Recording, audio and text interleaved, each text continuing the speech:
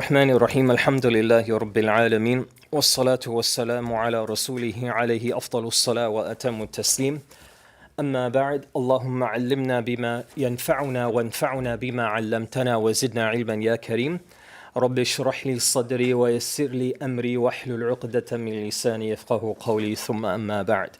Welcome students here in class and students joining us online to a journey of this magnificent surah, Surah Al-Ahzab. This is a surah, a Madani surah, that is very much connected to a surah that we have taught here in the past, Surah An-Nur. So this surah and Surah An-Nur are like sister surahs. And much of which you will study in this surah, you will see a correlation with Surah An-Nur. Today, what I want to do is to not only introduce the surah, but to share with you a couple of points of how to study anything from the Quran. So in this case, whether you're studying one ayah, whether you are studying a specific subject of the Quran, so you're not really focused on a surah, you're focused on a subject, so it would be a collection of different verses from various surahs. Or in this case here, you're focused on one chapter of the Quran. How the scholars have taught us the best and most effective way to study any surah of the Quran.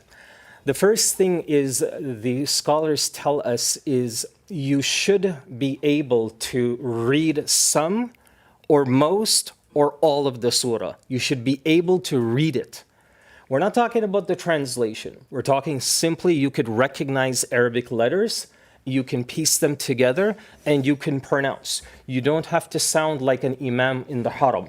You just have to be able to pronounce some of these letters. Why?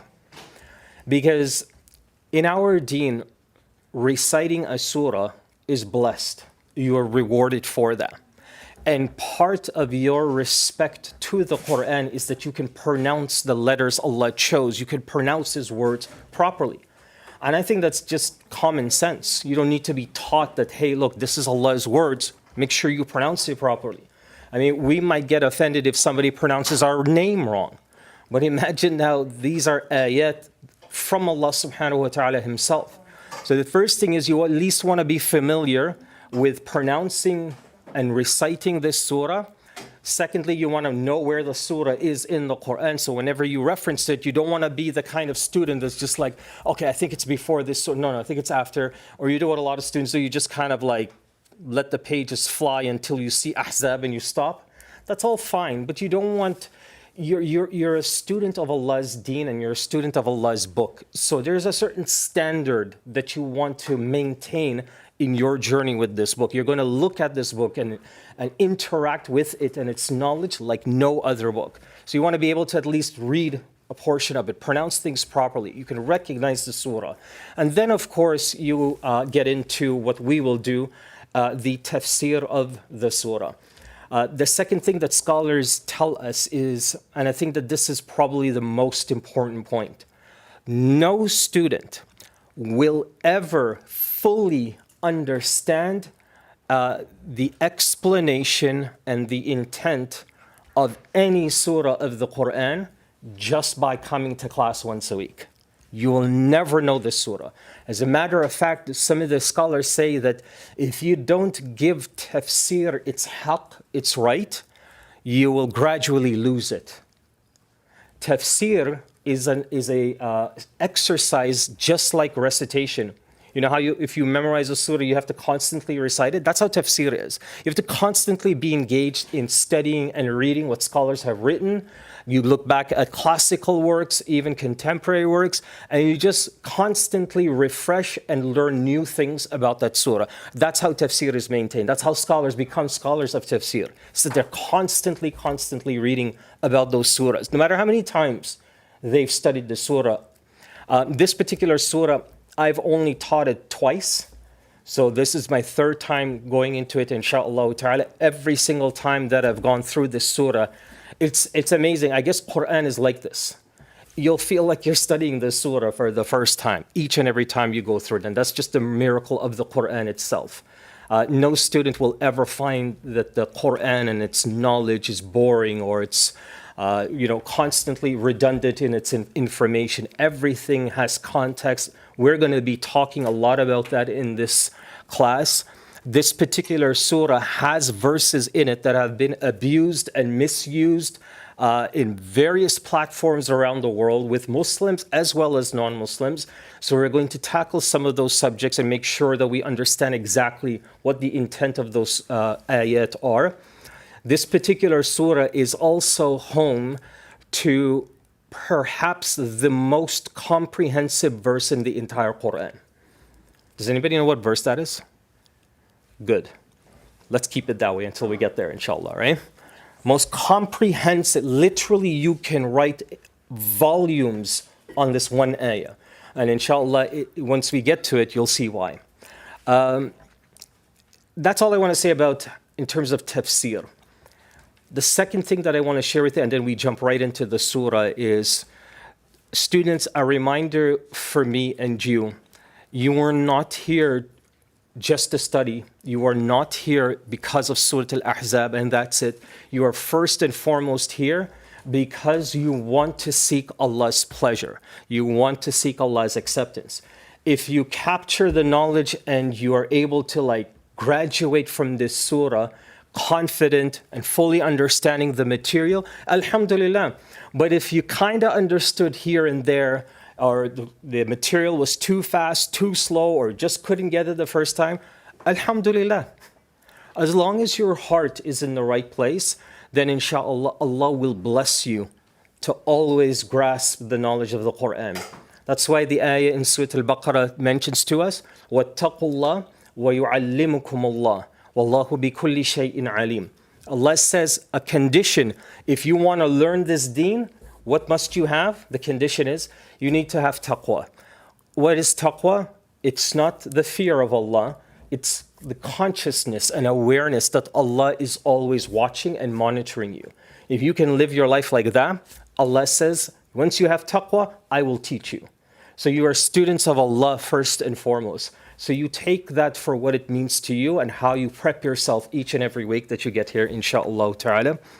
Some of the things that we usually see with students is we start off strong, and then as the weeks go by, things come up, and unfortunately, a lot of the numbers start to dwindle, and then it'll, come back again. We'll have a few students pop in and there. Look, your life is your life. That's nobody's business. You do what you have to do. I just want you to be true and honest to Allah's deen, okay? To the surah itself, to the material. I just want you to know you know your life better than anyone else, that you try to do everything that you can to accommodate the time. This is Allah's time, that you've come here to look and study the surah. This is Allah's time, you and Allah subhanahu wa ta'ala. So I just want to encourage you guys that if you have a lot going on in your life, that you try your best to accommodate time to be here on a consistent basis. And inshallah ta'ala, just like the Prophet ﷺ told us, that whoever starts something for the sake of Allah and does not complete it, that is from shaitan. The opposite is the meaning of this hadith. That once you start something for the sake of Allah and you complete it, then that is a barakah and blessing from Him subhanahu wa ta'ala. Okay? Let's get right into this. There's lots that we are going to talk about. So, why are we studying tafsir? Why do I put this question here? Is Surah Al-Ahzab and its tafsir, can you get it free online somewhere and just listen to a bunch of YouTube videos or something? Can you do that? So why are we here? Because I get this all the time that students every now and then will say, oh, I can just listen to it on YouTube. It's free. Why do I have to be in class? Do you all agree there's a big difference when you're sitting in a classroom, you drive here or walk here or take the bus, whatever the case is? Listen, every ounce and step you took from the moment you left your home to get here, there were angels walking and accompanying you. The hadith mentions that they send down and they bring down their sakina. They bring down this sense of peace and calmness and tranquility because you're going to study Allah's deen. So you were protected and guarded by angels that are specifically sent to you because you left your home for the sake of Allah to learn His deen. All of the animals and fishes in the sea and all of these things are making dua for you, istighfar, that Allah forgive you. Every footstep you take to come to the masjid, Prophet ﷺ told us that every khatwa, every footstep you take, Allah removes a sin and a mistake from your life. That's why some of the scholars, they used to have this habit that when they park, and I'm not saying you guys should do this, right? But they will find the farthest parking spot away from the masjid door, and then they would sort of walk like in a zigzag form. It would look like they were just doing back and forth, Safa and Marwa in the entire parking lot until they got to the door, just to increase the amount of footsteps till they get to the door, because every footstep equals some sort of forgiveness and mercy from Allah. All of that is lost if you're just going to like, okay, I'll just be on YouTube. It's more challenging that way too. There's no interaction. You can't ask questions. So many things that we experience in the classroom are all missing. And so you are here because we want to get the most out of this, but it's also the experience, meeting fellow brothers and sisters, making the connection for the sake of Allah. All of these things are important. Now, here are a couple of things. One last thing I'll mention to you. In terms of a booklet, we mentioned to some of the students here before Salah, there are going to be 3 different booklets for this surah. So the first one, you will find it accessible online in your accounts. So when you registered for this class, you should have gotten some login details. And this first booklet will be uploaded there in about 2 days, inshallah. So you're welcome to bring those notes however you want, whether you want to print them out or on your laptop or a tablet or something, okay? And that's where you will add your additional notes. I'm old school when it comes to studying, so I will definitely encourage all of you to write and write as much as you can. What you see on the screen are just point form notes just to keep my thoughts on track. But there is so much missing. A lot of these points you'll read on the screen, like it wouldn't make any sense if you just read it as is. Each of them would require some time and some explanation, okay? Now, let's begin, insha'Allah ta'ala. Bismillahir Rahmanir Rahim. Surah Al-Ahzab. As you see there, the first point is that it is a unique Madani surah, and it complements Surah An-Nur. Surah An-Nur dealt with all of the issues internally in homes and in businesses, the rules and the laws of engagement in the home. It starts, so that's why you find ayat about how you visit a friend or a family member, how you go to their house, how many times you should knock the door, when you should leave, how you seek permission. Even Surah An-Nur talks to us about when you're in the house, when you should use your own courtesy and leave even though the host doesn't tell you to leave.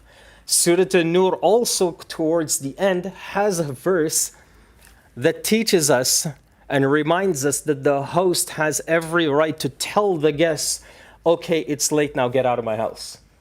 That's all part of the etiquettes and respect and courtesy when you visit someone.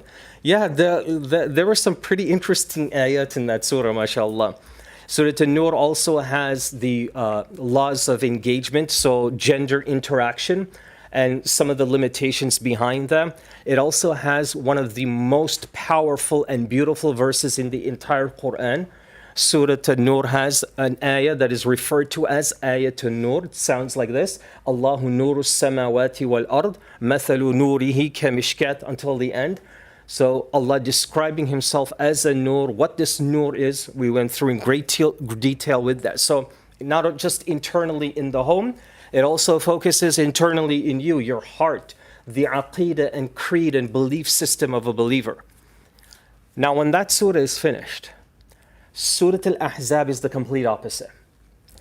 Now that you've refined yourself from within, and you've got everything internally in your private life, at work, at home, you internally as an individual, Surah Al-Ahzab now will start helping you to cope with the obstacles and the challenges outside of your home, social laws, laws of engagement, and generally things you don't have control over. So when you meet people, if you meet somebody, like if you have like a terrible boss, terrible employees or colleagues, classmates, friends, how to live life in a way Allah is pleased with and still cope with some of these challenges at the workplace, challenges in business, challenges in worship, challenges in knowledge, challenges in developing good akhlaq and etiquettes. All of that now is captured in this surah.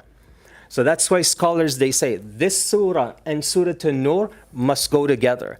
So Surah An-Nur starts off the conversation of hijab. Surah Al-Ahzab finishes that conversation. If you just took one surah and you read the ayat about hijab in it, you will never be in full hijab. If you go now to the other surah and then you piece it together, then the hijab attire will look as you see it today, right? So all of that is captured. Surah An-Nur, these two surahs form the laws of haya. So I wrote this here, so the third bullet here. These two surahs form the laws of haya. Everybody knows what haya is? What's haya? Modesty. Modesty is the most important quality in a believer. To have haya is the most important quality in a believer. To understand why, you must understand what is haya. Scholars define haya as somebody who does their very best to abstain and remove themselves from attention. So whether they speak, whether the way they dress, the way they talk, the way they stand, the things they do, the things that they're involved in, the last thing on their mind is to capture the attention of everyone.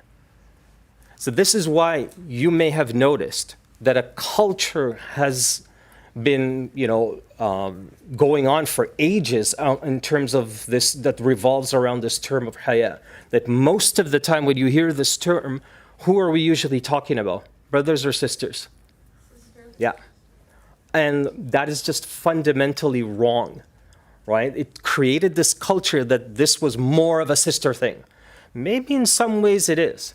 But for brothers as well as all Muslims, it's just as important for us. So haya is when the believer is striving their very best to please Allah and do what is right without seeking or gaining the attention from anyone. They do not look to be the spotlight in any situation.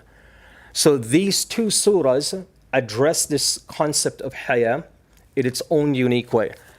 Marriage, this surah, Surah Al-Ahzab, also has what the hypocrites and the munafiqun title as a controversy regarding the marriage of Zainab and the Prophet ﷺ, which we're going to look at in great detail. Like I said, it's controversial because of the hypocrites. They started spreading all sorts of different rumors about her marriage. Well, we're going to look at it from the very beginning, inshaAllah, and understand why and how it's being addressed in this surah. Okay, if we're talking about Surah Al-Ahzab, then we certainly have to talk about Ghazwatul Ahzab, okay? So we need to talk about the Battle of Ahzab. Surah Al-Ahzab gets its name from this battle. Does anybody know when this battle happened? Was it in Mecca or Medina? Should be real obvious just looking at the screen. Where is this mountain, students? Yeah, Uhud, right? So it's in Medina, okay? Was it in the beginning of Medina, middle of the Medini phase, at the end before the Prophet ﷺ died? More towards the beginning. After one significant battle. What was the first major battle in Medina? Battle of Uhud. So the Battle of Uhud has been complete. 70 plus companions were killed in the Battle of Uhud. Battle of Uhud was the battle where the believers, especially the companions, learned a very hard and difficult lesson, which was the consequence of disobeying or not following specific instructions from the Prophet ﷺ. And as a result, shaitan got in the way, shahwa and desire got in the way, and things happened the way they happened. and 70 plus companions were martyred on that day. Some time went by. Now you have Ghazwatul Khandaq. Ghazwatul Khandaq, on one side, so the opposition or the Meccans, let's say, 10,000 plus. It was the largest army recorded in Islamic history, was this at that time. The largest army ever recorded in Islamic history is from the Quraysh, and everyone else that participated on the side of the Quraysh totaled approximately 10,000 men. And as far as the Muslims are concerned, approximately 3,000. Now, let's try to look at what is Ghazwatul Ahzab and how did it start. So you have a set of tribes that live in Medina. Now, Prophet ﷺ is in Medina. Ghazwatul Uhud is done. Companions are still kind of recovering from the devastation of Ghazwatul Uhud, right?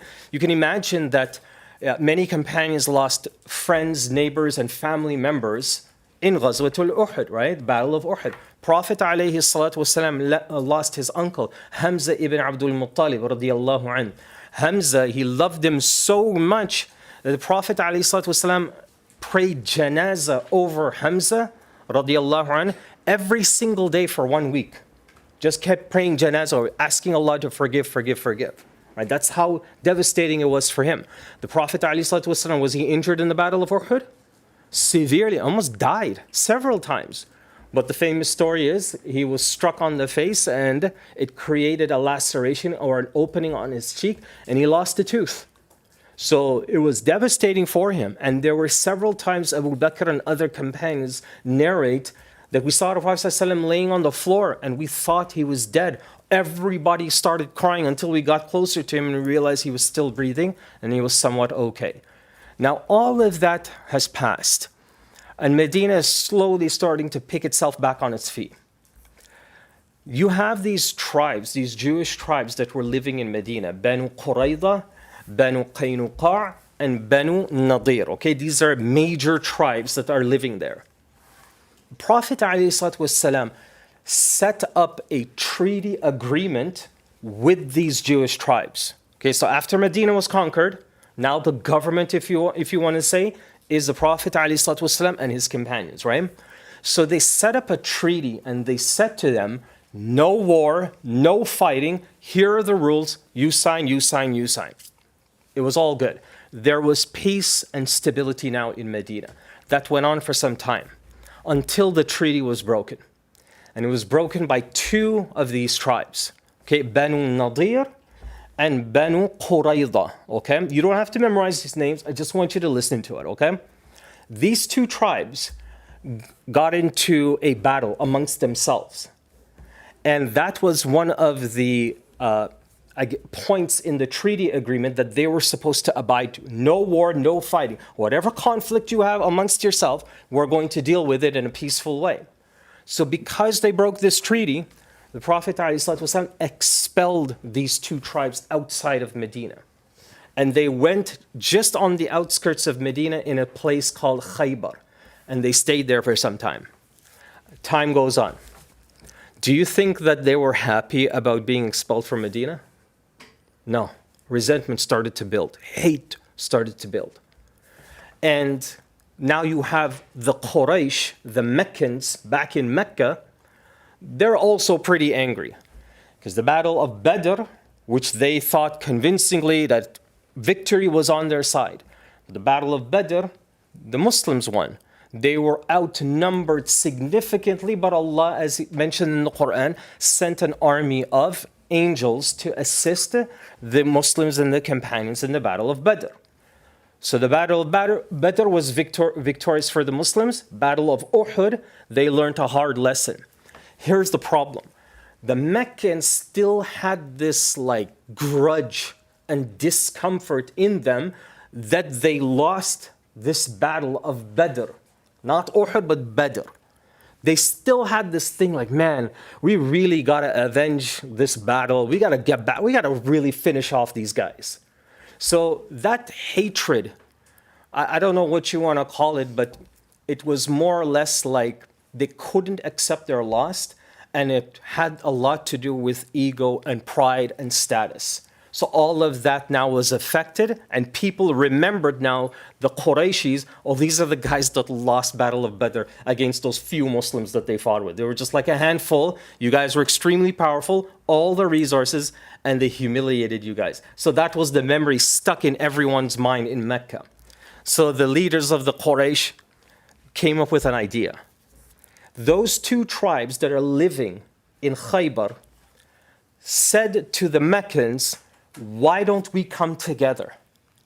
And that is why Ahzab is translated as the Confederates, meaning that you have a bunch of different tribes all across Mecca, including these two Jewish tribes that were kicked out of Medina.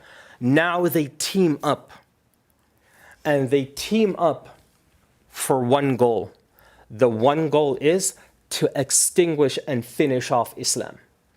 Because all this time, the Muslims continue to grow, not just in numbers, but even politically. They started to gain more power, more dominance, more resources, and the list goes on, right? So that's where 10,000 came from. So you have a combination of dozens of different tribes all came together for one cause. The Arabic word for this is called hizbun. You've heard of this word before? Hizb? Hizb is usually a term used to describe like a sect of Islam. But in this context, hizbun is it's explained of a group of people that come together to serve one cause.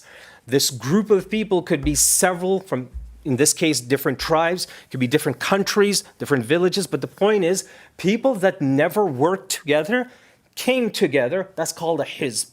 And in this context, they came together to finish off Islam, to stop the growth of Islam. And of course, the Prophet ﷺ, the goal was to kill him.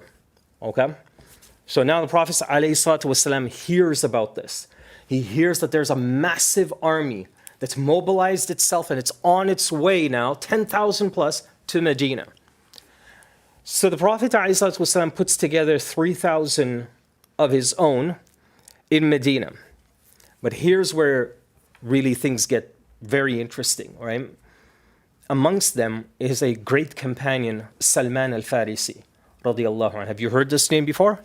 Salman al-Farisi, radiyallahu anhu, the ahadith that he narrates are some of the most beautiful and simple ahadith that are extremely powerful and useful in da'wah. So let me give you an example. One member of this Jewish tribe came to Salman radiyallahu anhu and wanted to make fun of him, wanted to make fun of his leader, the Prophet ﷺ, make fun of Islam. So you know what he did? And this still happens to us till this day. He said, your prophet tells you how to go to the bathroom and how to like squat and do all that. That's what your prophet teaches you? So he was trying to just make fun of him, embarrass him to an extent. How would you respond to this? If somebody came to you and be like, your Islam teaches you like how to go to the can and do your business, really? Gets that personal? Well, you couldn't figure it out on your own? That sort of, how would you respond to those remarks? What would you say? Would you get into like well, actually, studies have shown that if you squat a certain way, it's good for your back and your shoulders and your digestive system and everything. No. You know what Salman al-Farisi radiyallahu anhu told this man? He said, Na'am. Yes, that's what he teaches us. Done. Some things are just left as is. What Salman al-Farisi, what you learn from this situation is that you should never, ever, ever for a moment feel embarrassed or shy when it comes to Allah's deen. Because Allah himself tells us in Quran that this is a deen of honor. So you should be able to carry that honor and be proud. Yeah, I'm very happy and content. And I'm sure all of you all are, feel the same way. I'm very content that Allah tells me everything I need to do and not do and dictates my entire life. I'm happy with that. Critics of Islam will be like, oh, you guys are like puppets, man. You can't think for yourself, can't do anything for yourself. Yeah, we can. But when it comes to all of this, I'm very happy that Allah subhanahu wa ta'ala is in control of me. And you take that with honor and pride. So now Salman al-Farisi, he is the one that comes up with an idea. See this red line here? That's the famous trench. You know, if you came to Umrah with me, I would show you exactly where this trench is. Because right now, there are roads and buildings that are built on top of this trench location. So you would never know. That this is the location. This trench was massive. It was so big that eventually when the Meccans arrived in Medina, before they could launch their attack, they thought that some spirit came and dug this massive trench, because it was impossible for any human or group to come together and construct such a massive trench. And they filled it with water. The strategy is very obvious, right? If they couldn't cross over, then they couldn't get to the Muslims, and that was the end of it. The Qurayshis, they had a lot of pride in them. So you know what they did? They sat there for 20 days just trying to figure out, do you know how to swim? You know how to swim? Okay, go, give it a shot. And they drown, they get scared, it's too rough, the water's this, too deep, and they come back again. They're like, listen, you want to build a boat? You know how to build a boat? Let's build, it'll sink right away. Then they'll try to like create like this chain where they would link each other's arms, and just like, okay, just see how far we can get into the water before the last person falls in, and hopefully we can support each other. Every possibility they entertain, all of it failed. And the Muslims are just kind of standing on the other side. So the Qurayshis now come up with another plan. They say, why don't you send one of your guys, Muslims, bring one of you guys on this side, we'll take one person from our side, and we'll let them go and have a sword fight, right? Let them see, like this is like real battle now, right? Let's see who wins who. So Prophet ﷺ sends one person, Quraysh send another, and the Prophet ﷺ's side, of course, is victorious, and they win that battle. When the Quraysh saw all of this, about 20 plus days, they began to retreat. That's Ghazwatul Ahzab. It sounds pretty simple, but it is said that from the Quraysh or the Meccan side, approximately 3 or 4 individuals were killed. And from the side of the Prophet ﷺ, approximately 5 to 7 companions were killed. Okay? Have you all, those of you who have gone to Umrah, have you gone to a masjid that is referred to as the 7 masajid, Sab'atu masajid? Okay, there's one big masjid, and then there's like these tiny little musallas on a mountain. Oh, you guys gotta come to Umrah with me, man. Inshallah. Oh yeah. Just gonna throw in a quick pitch there. But yeah, all of these stations during this ghazwa, during this battle, the companions stationed themselves strategically on top of small mountains just so they have a visual of what the Meccans are up to. And they were instructed, don't leave those spots until you're told to. So when salat time came, they would end up praying in those spots. They would not come together as a jama'ah. They couldn't, right? So in battle or in war, a lot of the salah rules are changed. This was one of them, right? So what they did is they started building these small, as time went on during the Umayyad period, so a few hundred years later, they started building these tiny little musallas, these little huts that look like tiny little masjid domes, and they're still there. But you need somebody to point them out to you. A teacher that teaches you Surah Al-Ahzab, I think, is fair. Yeah, that could point those things out. I don't think anybody else could. So that's Ghazwatul Ahzab, okay? That's Ghazwatul Ahzab in a nutshell. After this was said and done, now the Muslims still have to figure out how to remain safe, because it looks like this is going to be a habit where the Qurayshis and the Meccans are going to mobilize. So now they're thinking about what's to come.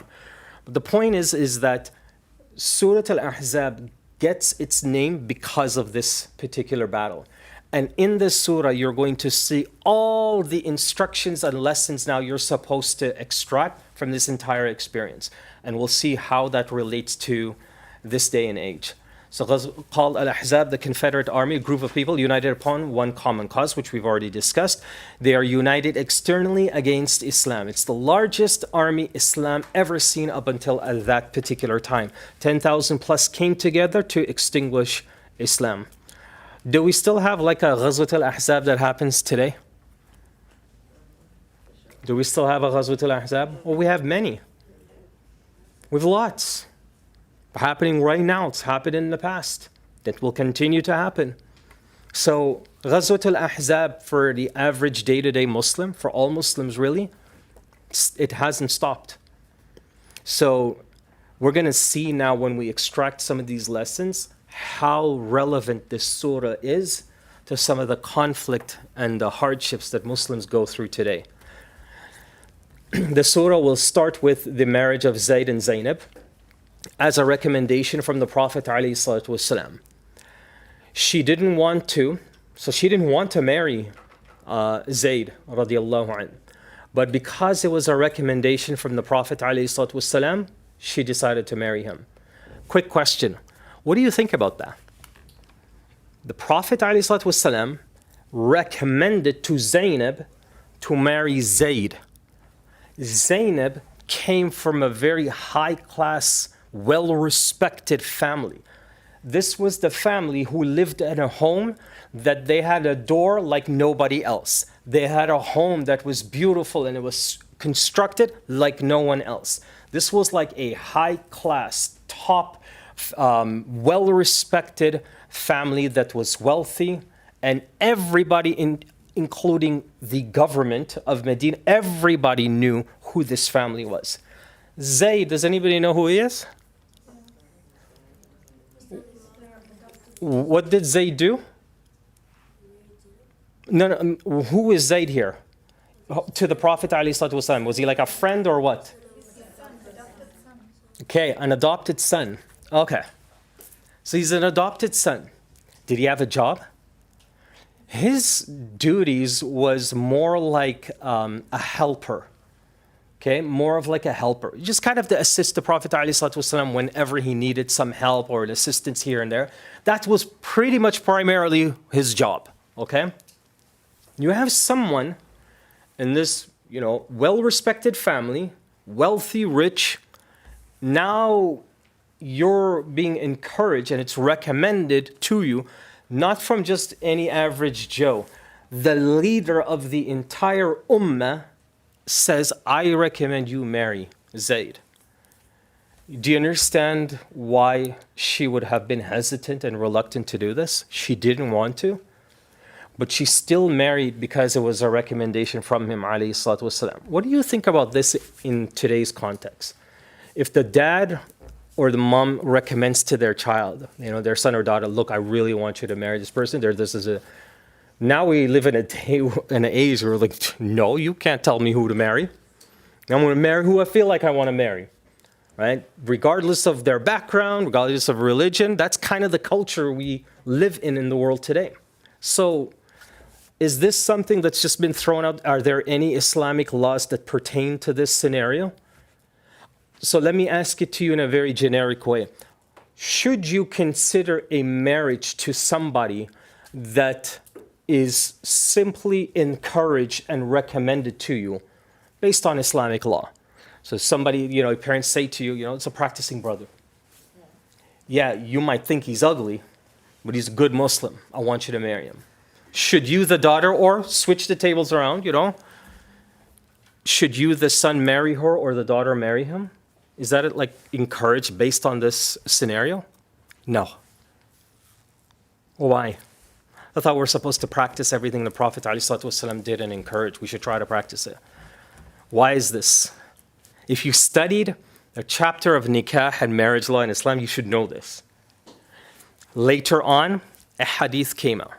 The Prophet ﷺ pretty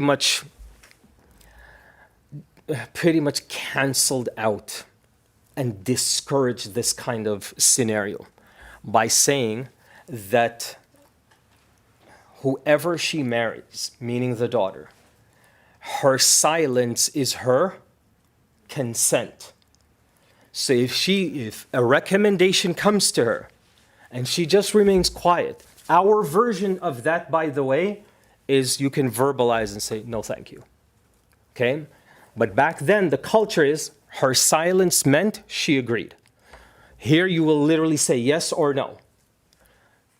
Her silence meant something that we have to pay attention to. That the Prophet ﷺ said her silence is her consent, meaning pay attention to it. Don't ignore it. Oh, she's quiet. She probably wants us to choose for her. No. It already has a label or a stamp or an answer that's put to her silence. So in other words, how she feels and what she wants or doesn't want now becomes Islamic law. She has the choice she makes that choice, who she wants to marry and who she doesn't. Everybody understand?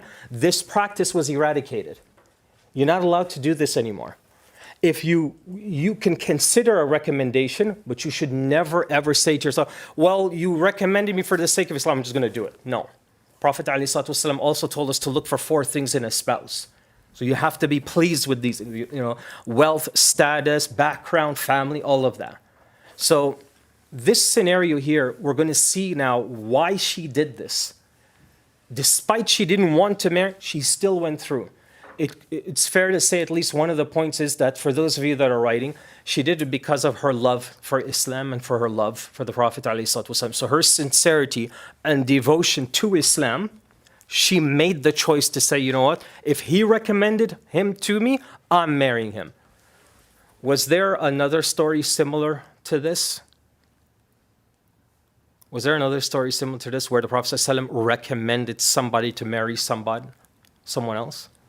And they didn't want to, but they said, well, because the Prophet ﷺ recommended, I'm going to do it. Have you heard this? Say it again? Yeah, story of Julaybib, which is a little more extreme than this situation, right? So it's not new. Okay, eventually now divorce happened.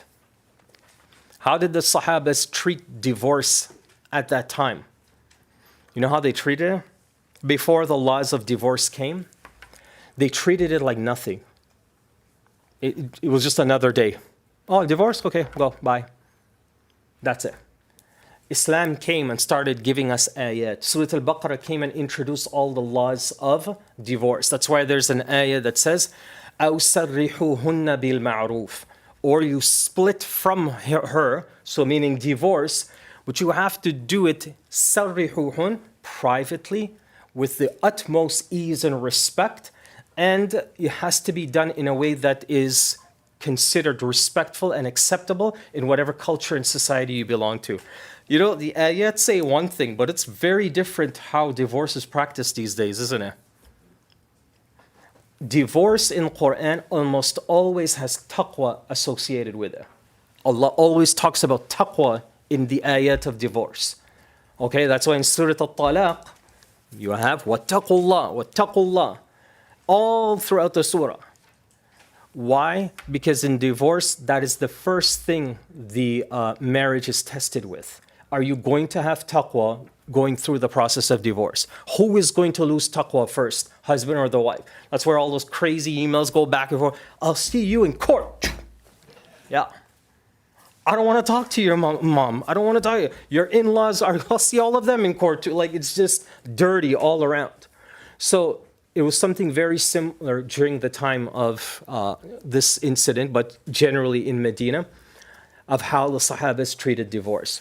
So Zainab is devastated that this had happened, and it was meant to be to an extent. A lot of things happened, which we'll talk about once we get to that section. But here's where the so-called controversy begins. The Prophet ﷺ marries her. Anybody know why? He recommended someone to marry her. It didn't work out. So he came along and married her. I can see it on some of your faces. Wasn't it like a wahi? It's a command from Allah, no? Okay. No? Is it? Very well, very possible. Prophet ﷺ does not marry unless he's instructed to. He's inspired in some way from Allah subhanahu wa ta'ala. Why? Because his marriage is going to be an example for the whole ummah. So he's not going to just marry someone because, like, you know, I like the way you recite Quran. No. You look pretty. No. All of these qualities are important. The Prophet ﷺ knows that for him to marry, Allah Azza wa Jal will guide him to who he should marry. So he's inspired that way. So it's fair to say that perhaps Allah had inspired him in some way to marry her. Any other reason? Think more like practically, like why he would marry somebody who had just gone through a divorce. Just focus on that part. Forget about the Zayd and Zainab marriage. That's done with now. Now she's a divorcee and he marries her. Think about her state at that time. To make it more acceptable. Good. That's number one.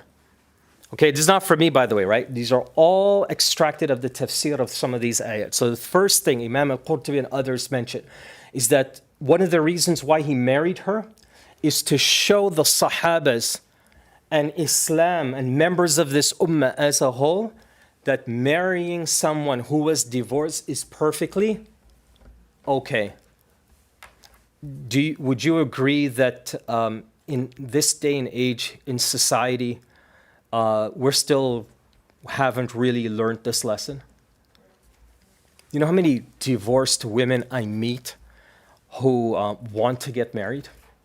I can't even keep track. Every conference I go to, every lecture program I go to, I'll always meet, especially a sister who has kids from a previous marriage, but nobody wants to marry her. Society and culture has written them off. The men go through it as well, but not as much as the women. And there are reasons why that happened. None of them are acceptable. None of them are okay. All right? As a matter of fact, most, if not all of them, are just terrible. Right? They've been labeled. They've been given a certain status in culture and society. A lot of bad habits that people had were all kind of put on her. And she carried this burden that, you know, she was married once, so that there's no need for her. We can go somewhere. That kind of culture developed. I don't want to spell it out, but I'm sure all of you understand. So all of that is going to be captured in here as well. A third reason scholars say is because of Zainab and her devastation. Some stories that I read mentioned that she went through what we would call today as some kind of depression, emotional depression, right? She was really upset about her divorce. And the biggest problem behind that was because she felt like she let the Prophet ﷺ down. So one explanation is he married her to give the example and to show and to rebuild her spirit, her confidence. She becomes optimistic and feel good about herself. He married her for those reasons as well. Not just that, you know, he wanted to, but all of these other things that in terms of her past marriage and the experiences she went through and her state of mind right now, all of this was part of the reasons why the Prophet ﷺ wanted to marry her, okay?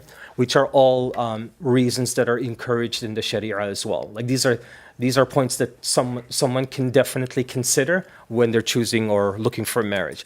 Zainab is devastated, so the Prophet ﷺ marries her. What did this lead to?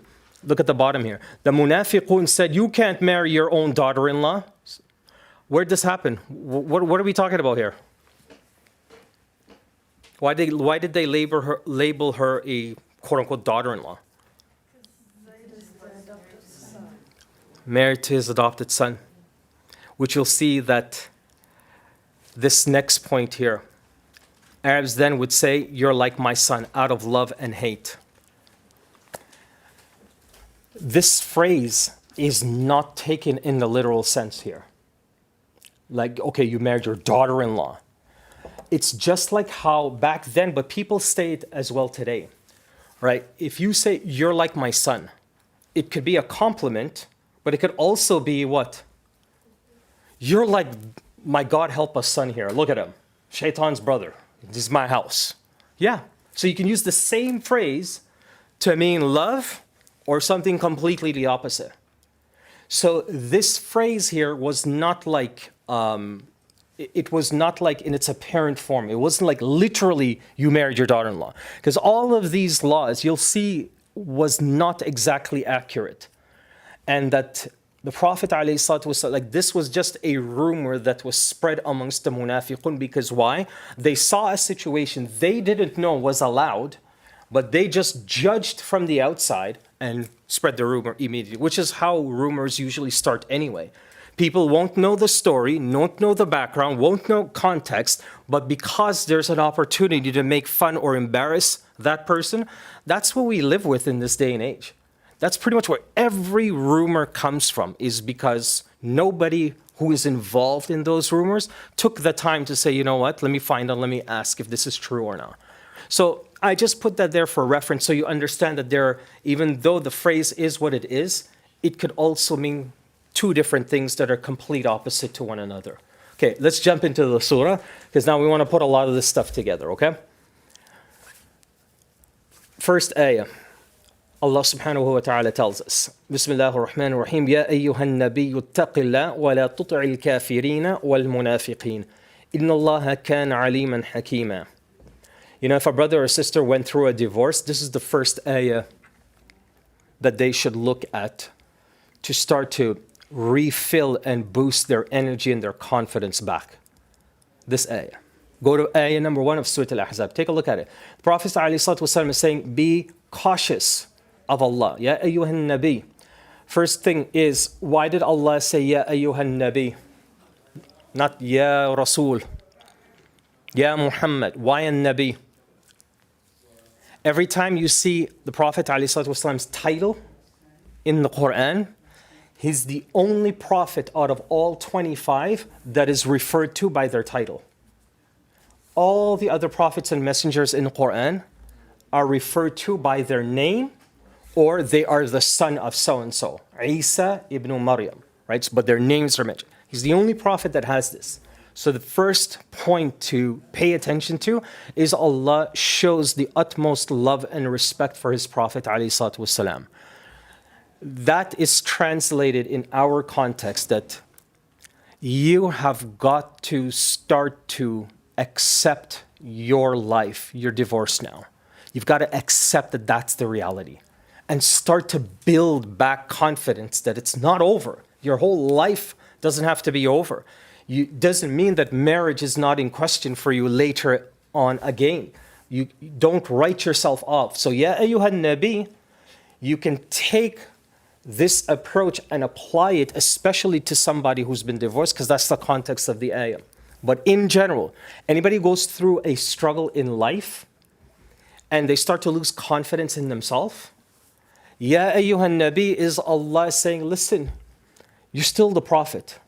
So you should remind yourself and feel good about that. In our context, you're still here.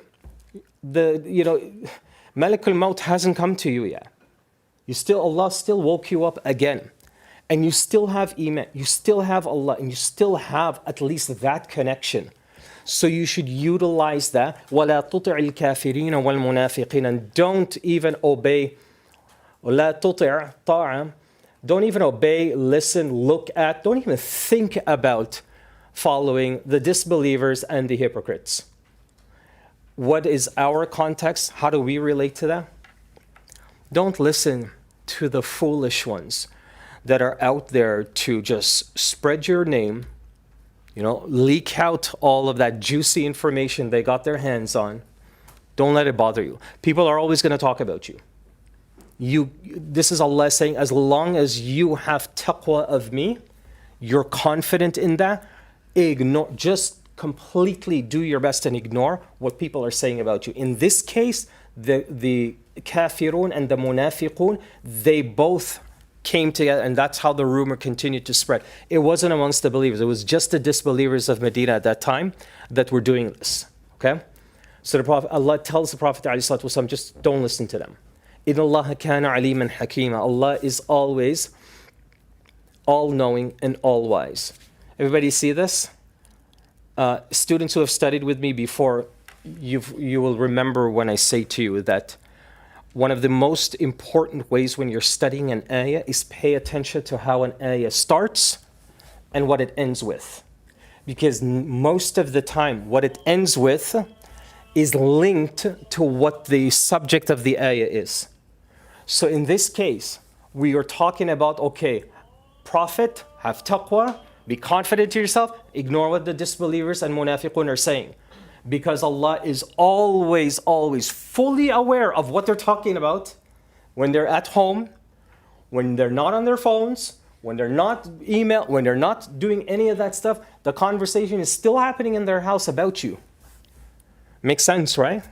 Just because you don't hear about the rumors or what people are saying about you doesn't mean that they're not having a wild conversation about how you looked at them, what you were wearing. Oh my God, I can't believe she showed her face here again. Can you believe him? He actually had the nerve. All of those conversations happen behind closed door. That's Allah saying, "Inna Allah kana aliman." I have complete knowledge of what's being said and even what's not being said and what's being said behind closed doors. Hakima, and Allah knows exactly why He allowed this situation to happen to you at this very moment. You see how it's linked now? So think of somebody who's divorced. You know, usually when somebody's divorced, they say things like, if only people knew what I went through. If only people saw, what my marriage was like. People are talking about me and they have no idea what I was dealing with at home. So Allah says, this is just a little bit of language for you. See this word here, kana? Kana is in past tense. It means literally W-A-S. So Allah has and was always fully aware and all-wise. Why is it in past tense? If the person who's going through the divorce is happening presently at this moment. This is Quran. I love when Quran does this. This is Allah reminding you during those difficult times, all those tough moments in your marriage, I was always fully aware of what you were going through. When you thought you had no one to turn to for help and guidance and counsel, Allah says, I was always there. It's amazing. It's Quran's way and Allah's way of just, in a subtle way, just letting you know, listen, I never left you. Because during all those hardships in your marriage, you still got up for Fajr. You still prayed. You still made dua. You still held on to your deen. I never forgot you. And I know, you probably don't, but I know why I allowed your marriage to break. You may not see the fruits of it now, but just wait and you hold on to me and you have taqwa and you find that confidence back in you. Just wait, inshallah, and you'll see why this happened at this very moment of your life. You'll see it. Okay. وَاتَّبِعْ مَا يُوحَى إِلَيْكَ مِنْ رَبِّكَ إِنَّ اللَّهَ كَانَ عَلِيمًا إِنَّ اللَّهَ كَانَ بِمَا تَعْمَلُونَ خَبِيرًا. Now, put yourself, students, put yourself in the foot or in the place of the Prophet ﷺ. Just put yourself in his place now, okay?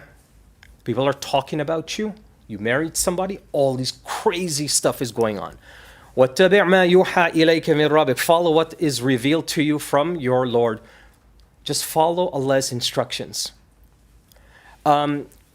These two ayat, there is a powerful lesson, the transition from the first message to this message.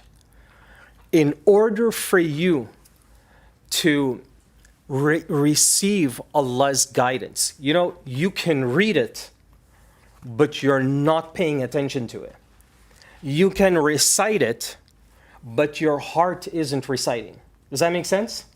You could see a lot of this guidance and information, but it's not doing anything for you.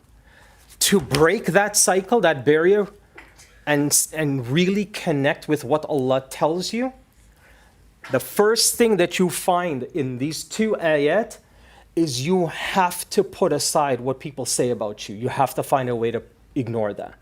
If you can eliminate what people are saying about you and focus what Allah is saying to you, then Allah says, you'll be okay. Then Allah reminds you, look, Allah is aware. Every ounce of effort that you're putting forth to keep your life together, Allah says, إِنَّ اللَّهَ كَانَ بِمَا تَعْمَلُونَ خَبِيرًا. So in order, when somebody's divorced, they come to an imam, like, give me some nasiha advice. Like, sister, you need to make dua. I'm making dua every single day. I still feel horrible. Brother, you need to fear Allah. Give her her haqq, right? Don't play this game. Just make this simple, clean, and peaceful. Okay, stop with this, stop with that, stop with the email, stop hating, stop talking about him. Or a lot of times when you give this kind of advice, the couple would be there, the husband or the wife, divorced, and they were just like, yeah, I tried it, but nobody's listening. I don't know if Allah is really there listening to me. Nothing's happening. This ayah is to reinforce to the Prophet ﷺ, listen, just trust yourself. Whatever it is that I'm giving you, just trust it. So our version is that just trust Islam and its guidance through your situation, because Allah has complete knowledge of what you're going through. Okay. Why would Allah tell him to follow his revelation? Isn't that the purpose of the Prophet ﷺ to do that? What's the answer to this? Why does Allah tell the Prophet ﷺ to follow revelation when that is his purpose to begin with? Why does Allah do this? To reiterate, okay. Really important question to think about. Because he could be distracted from all the noise. He's Okay. human after all. Okay, good. So this is one possibility. That, he could, the rumors could get to him. And you will see that later in the surah, the rumors do get to him to an extent. It does bother him. This is the nature of the Prophet ﷺ. He's hurt by what people say about him, because he has the most beautiful and tender heart of any human being. Of course it's going to hurt him what people say, especially when they say what they say and it's done wrongfully and it's incorrect. It's just a lie. So this here, one of the reasons why Allah does this is to not just reinforce the message, but to keep his confidence going, moving. So sometimes, your parents will say to you, no, you keep trying, because I know you can do it. But mom, I failed 16 times. Okay, I don't care, just keep trying. You have it in you. Sometimes we need that from our parents, from our siblings, from friends, from the community. We need sometimes just that reminder. And parents are the best at this. It's one thing when people say to you, you're good, don't worry, you'll be okay, everything is fine. As opposed to when your mother or your dad tells you, you're good, everything's okay, you'll be fine. It's the exact same sentence, but it's completely different when it comes to who's saying it. The experience is totally different, right? So the Prophet ﷺ, even though his purpose, our reminder, our lesson from this is we always need constant reminders, okay? You had some, go ahead. No, I just wanted to ask you if you know the country of Mauritania. Yeah, Mauritania. Yeah, they actually celebrate divorce there. Yeah. So women will Yeah. divorce, celebrate so apparently it makes them more desirable. I don't know. So this, just for students online, so let's just let's keep it in general, because hopefully nobody from that country is. So let's just keep it in general that, there are cultures today that celebrate divorce. Some do it for good reasons and some do it, and it's just weird, right? Interesting thing though, but they say they follow Islam, so that was the interest. Yeah. Let's finish up this last ayah and then we're done. Okay, guys? وَتَوَكَّلْ عَلَى اللَّهِ وَكَفَى بِاللَّهِ وَكِيلًا. Have trust in Allah is sufficient. Allah is as a wakil. The Quraysh have a military operation. It's Ghazwat Al-Ahzab. Banu Qaynuqa' and Qurayza have been expelled from Medina. Now the Prophet's personal life. Why should anyone care? Why should anyone care? Why should anyone care about the Prophet ﷺ's personal life? Because that is how backbiting, slander, lies, rumors, that's what it feeds off of. Usually, I think all of you will agree, right? That 80, 90% of the time when people talk about somebody in a negative way, the vast majority of time, it's usually related to things that are none of their business. Just none of their business. You know, our like Muslim culture today, if you see somebody divorced, I don't know what it is. I don't know where this comes from. But some Muslims feel like they are entitled to some sort of internal intelligence report of everyone's affairs in their house. They just need to know what's going on. Oh my God, look at her. She looks so sad today. Wonder what's happened in her house last night. Oh my God, he got married again. Yeah, that's him. It's a really, really shameful quality to have. And it's one of the most effective and quickest way to extinguish Iman. Almost everyone who does this, who gets involved and talks about the affairs of others, almost everybody who does this, I can guarantee you, inshallah, guarantee you, these people are not going to be the people who are praying tahajjud every night, who are reciting Quran as much as they can. And if they do that, they just do it because it's a habit. In other words, the sincerity is almost completely gone. They're just involved in their routine. And, that's a whole nother conversation, and it will come up in this surah. But to answer this last question, why should anybody care about the Prophet ﷺ's personal life? You know, when you're the leader, yeah, everything's under a magnifying glass. Your life, the way you dress, look, talk, everything. Every single thing possible. You know, one time I was driving, long time ago, and my little sister's beside me. And a rumor went around that I had a second wife. Yeah. So, just throwing that out there, like, this can happen to anyone. So, yeah. So, just keep that in mind. It's just the nature of how gossip works. So the Prophet ﷺ is definitely not excluded in terms of being exposed to that, okay? Let's pause here, inshallah. Subhanaka Allahumma bihamdika ashhadu an la ilaha illa anta astaghfiruka wa atubu ilayk. Next week, we will probably spend almost the entire session on this one ayah. We're not going to do it like this in every ayah. There's some verses we'll just read it and zoom over because it'll just be repetitive. But this ayah is one of the most important verses in the surah, and also one of the most misunderstood verses. Okay, you've seen this verse, you've heard people quote it all the time. So we're going to understand context, what it truly means, and extract as much as we can from it, okay? Jazakumullahu khairan. Assalamu alaikum wa rahmatullah. Does anybody have any questions before we leave? I hope, inshallah, I see every one of you here next week, inshallah, right? Inshallah. Okay? My next Umrah trip is during the winter break, December 25th, inshallah. Yeah. The group is almost closed. So if you want to have an Umrah like never before and see things you never knew existed, join me, inshallah. You guys know I was